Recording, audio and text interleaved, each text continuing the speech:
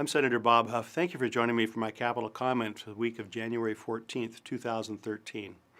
It's the second week back in session. Things are a little slow, mostly because since 1911 there's been a rule that says, a California law that says, bills that are being considered need to be in print for 30 days.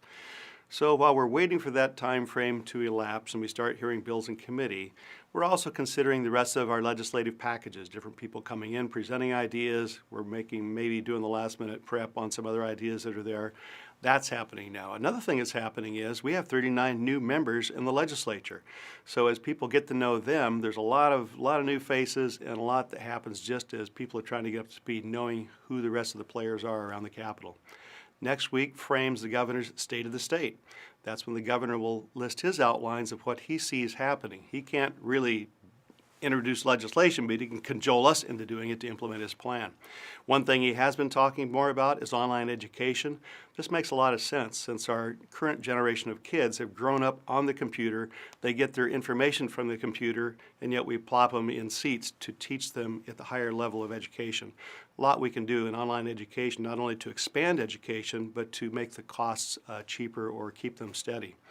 An interesting thing from Dan Walters, who is a columnist with the Sacramento Bee, is he said, spending is up in the new budget.